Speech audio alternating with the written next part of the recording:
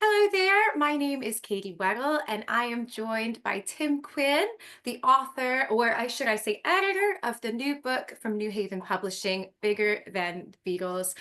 Tim, it's so good to have you this morning. Thank you so much for agreeing to interview with me. An absolute pleasure. Hello, North Carolina. Yes, And we're in North hello Carolina. from Liverpool, England, he said, flashing his Marvel Comics cup. Mine is from my dad. It says tea makes me pee. Oh, But right. it's Oh, how it's actually charming. coffee. So Yes, yeah, very American. very, very North Oh, Carolina, I might say. very. I love it. So I just had to have coffee in it this morning though. Well, wonderful. Let's go ahead and get into it. This is Rue. Rue will be with us because she's a bit clingy. That's my mom and dad's dog. But Hello, let's Lou. just get into it because I'm you into had it. told me about this book. It's been a while in the making. That's Oh, look at that. It comes in all sorts of versions. it does. We've Uh, got it in paperback. This is the Kindle version. well, I'm old, so of Oh course no. I've got the paper copy because I should be more concerned about our planet, I suppose. But I like this. I guess it's because I'm so bloody old that it's like who cares No, what I 10 years I'm from now? with you. I just bought it because I needed to have it immediately. I didn't want it shipped out. I wanted to read it first thing. So it's available on Kindle. It's available in paperback. Is it available hardback yet? I don't know. That's a good Oh, question.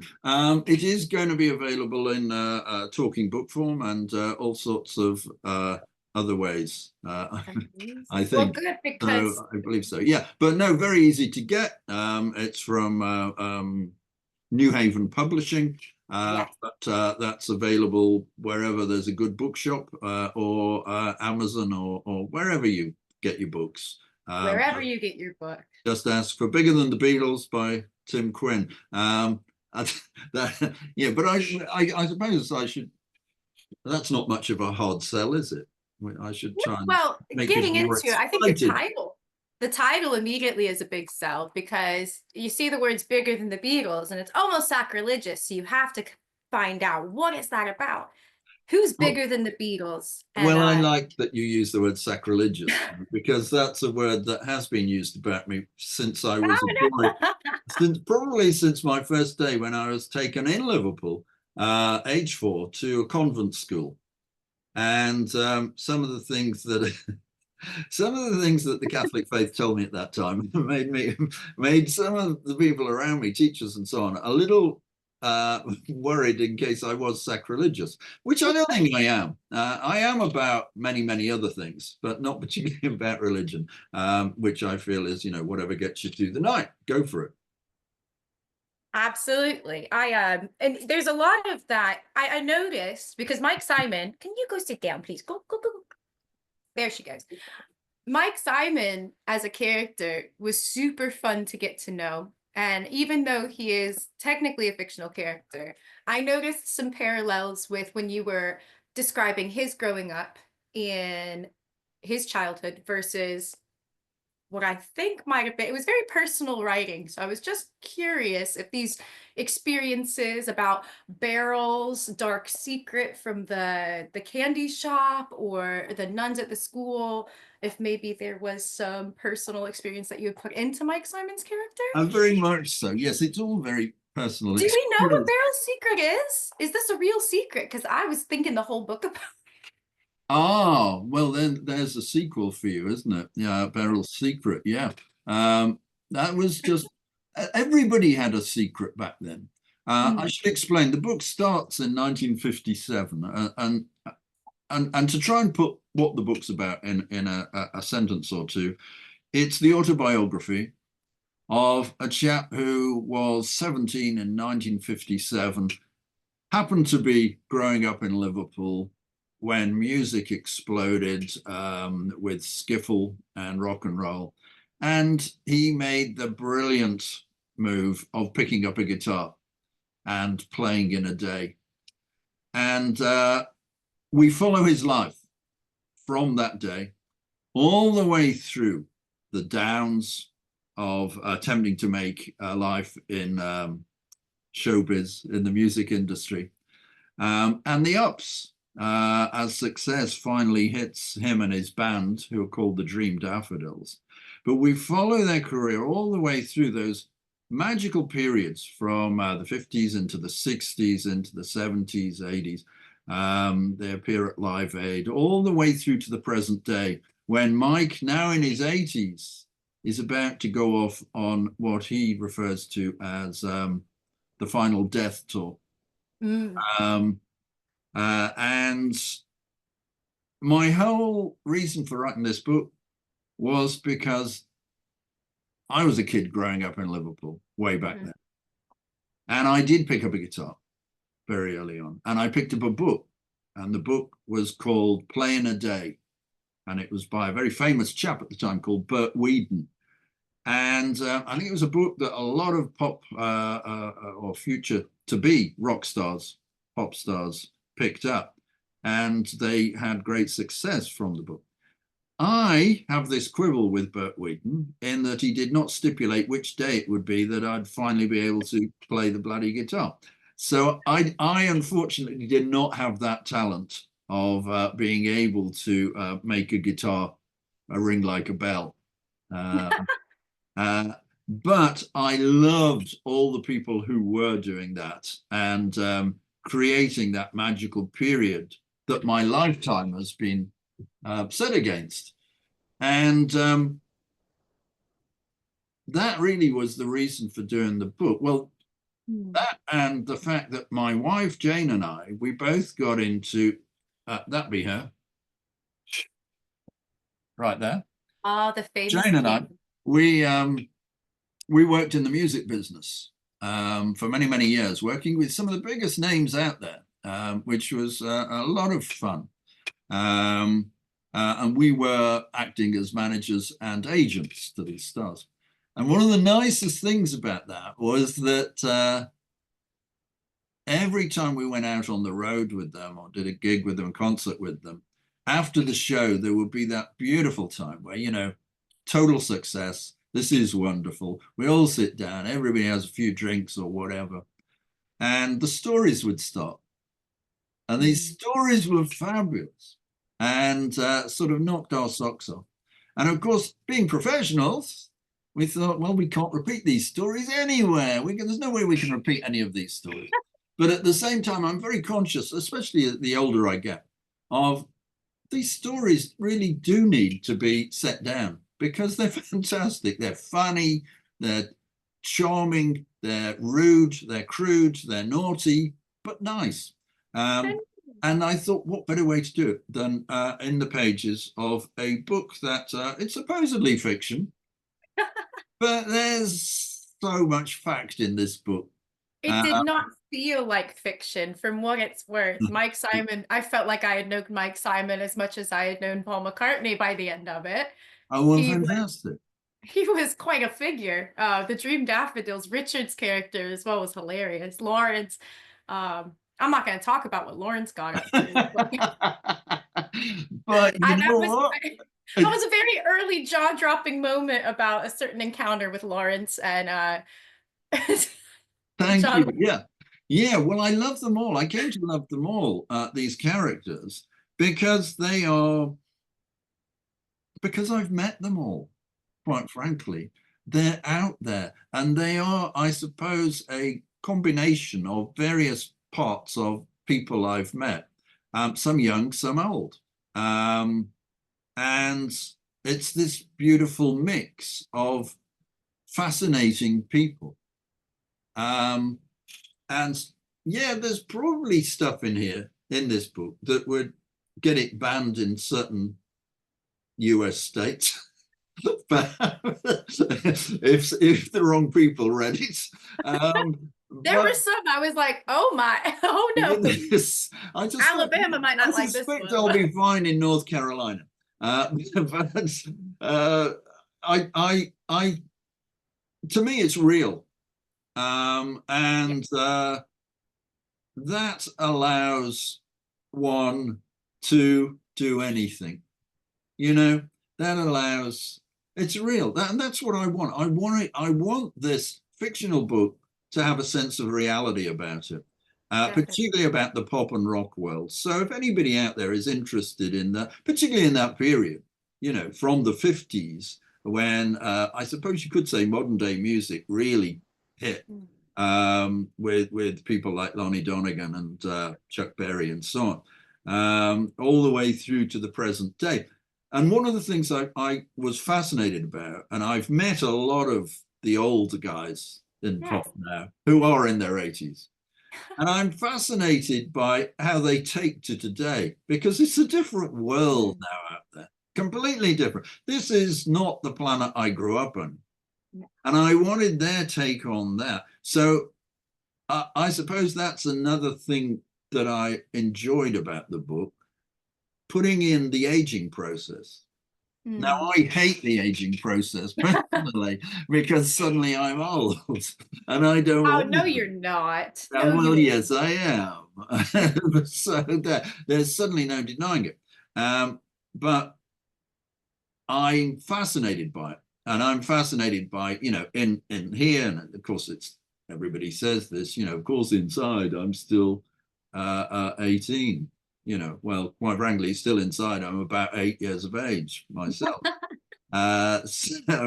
So there's nobody more surprised than me when I look in the mirror and see this shocking mop top. With It's a great head of hair. it is a It's great a head of great. hair, but it's the wrong color. So that, and it's all these little things that are thrown into the mix of Mhm. the life of a rock star, as seen through the eyes of this guy, Mike Simon, Mm. um, and his bandmates, who do play a big part, and trying to come to terms with life not being quite what it was here in 2025. So Mhm. it's a book of today, but at the same time, it's very much a book of the 1950s and 60s, because that's where its heart and soul lies. I agree. It was so vivid. I was not around in the 50s or 60s. You missed Unfortunately, out. I missed out. I Yeah. missed out on all the good music from 1960 until like 1990.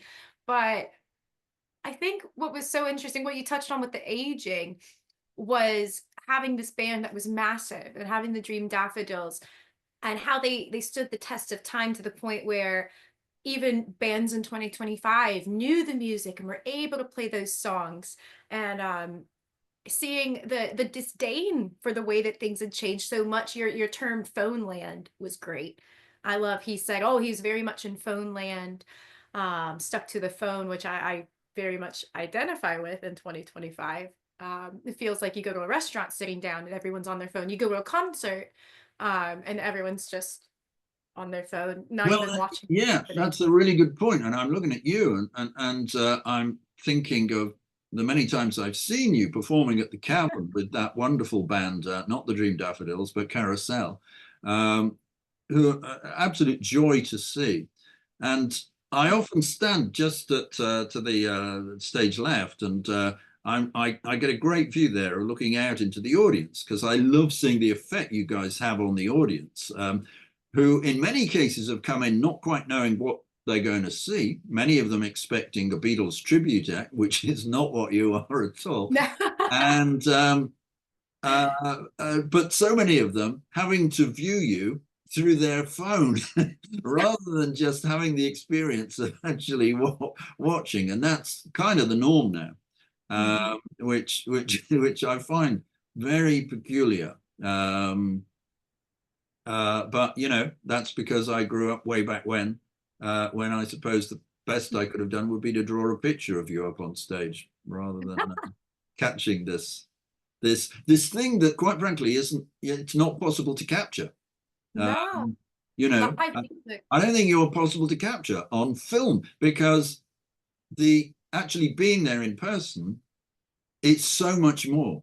And I would say that about the Beatles, having been lucky enough to see the Beatles many Yes. times.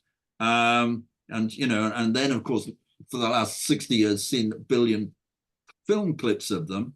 Those film clips are great, but they don't come close to the reality of actually being there in person. Not just because it's a live performance and you're live there, but because there's something extra that's going on.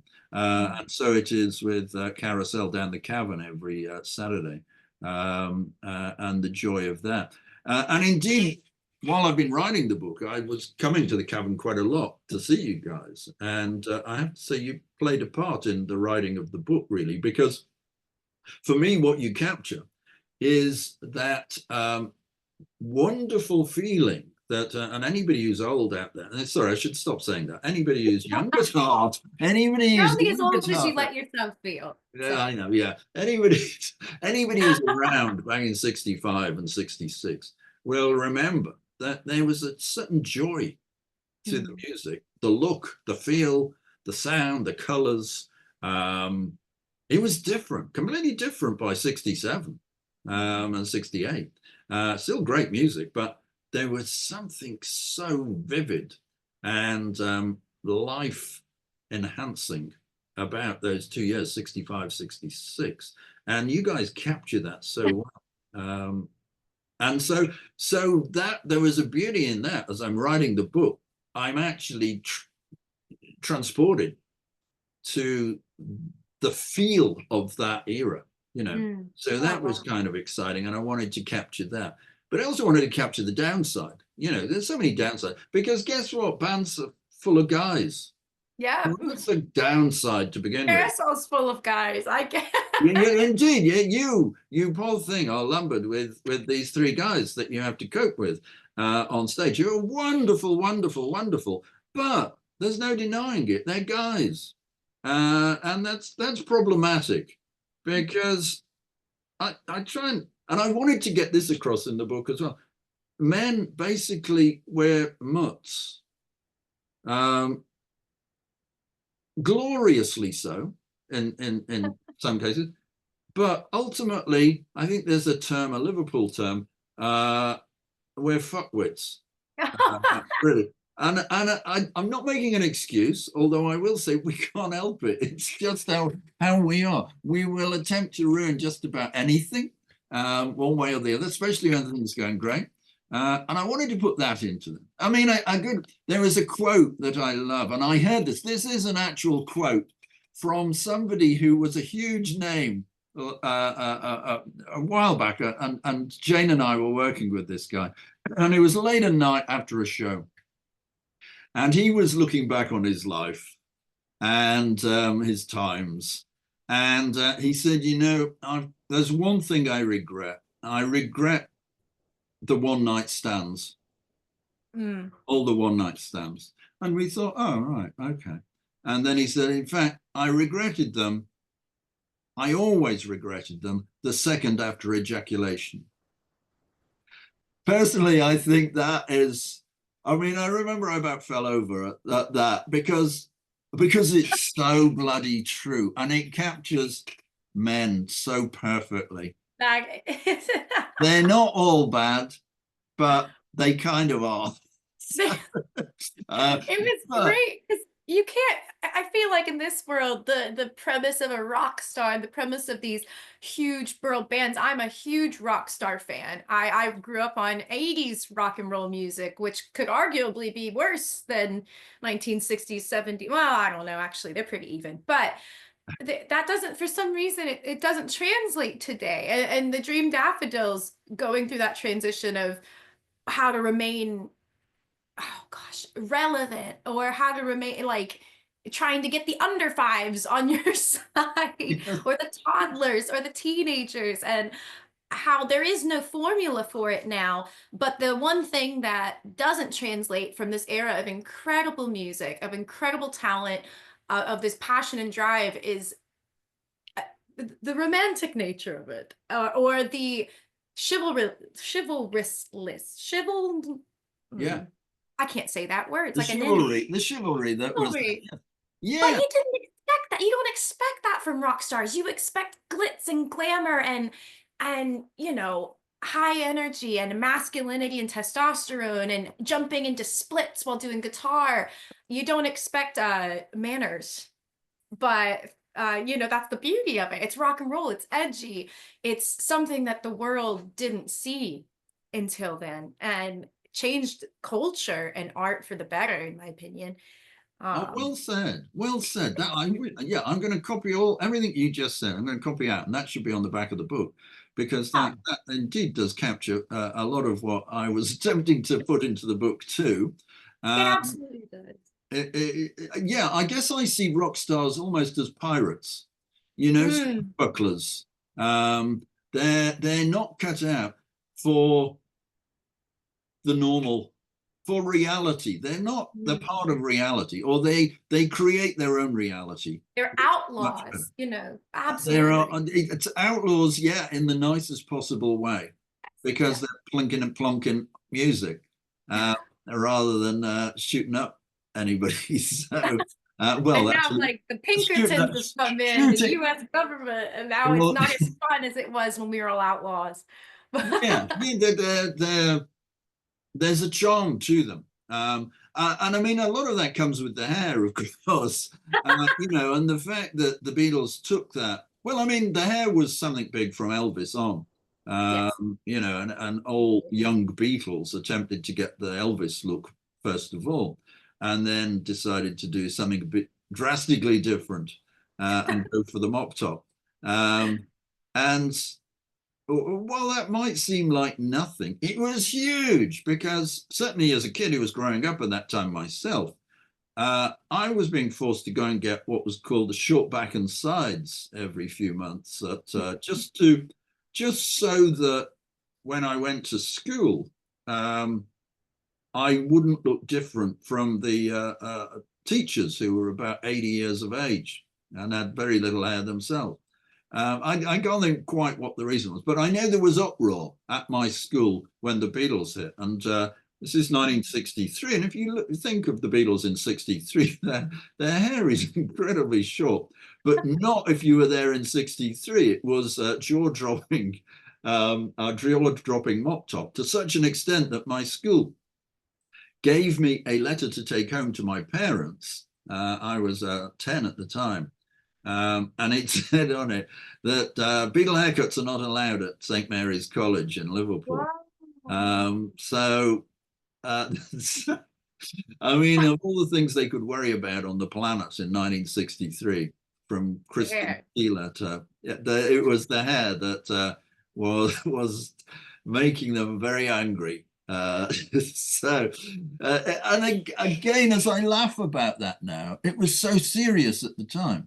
And I guess that was another reason that I wanted to do this book, to attempt to capture the ridiculous things that we go through in life, I and to agree. point up that nonsense for what it is. Um, and then I wanted to capture celebrity for what that is.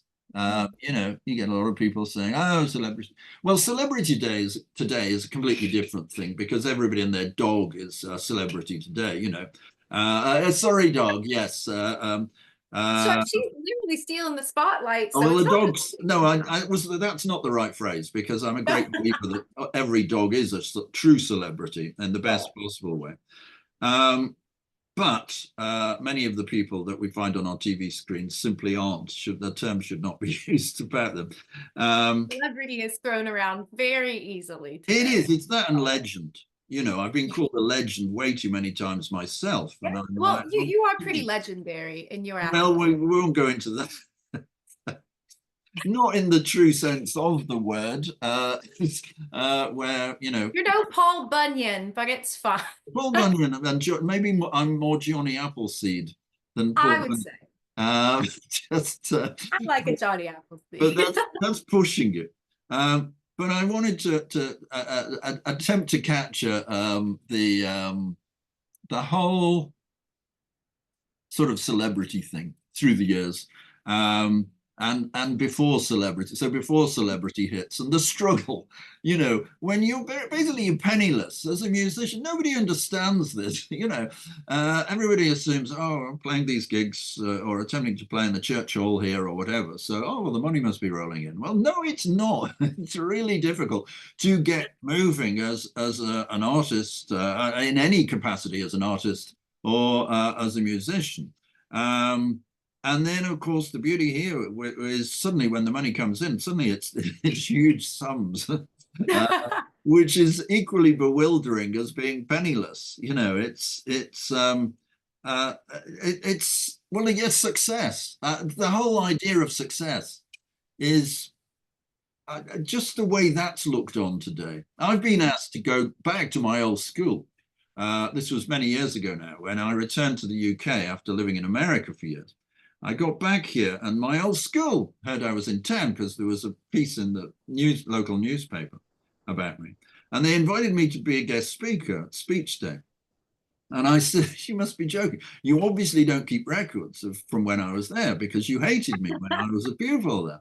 And they said, oh, well, we want you to come along and talk about your success.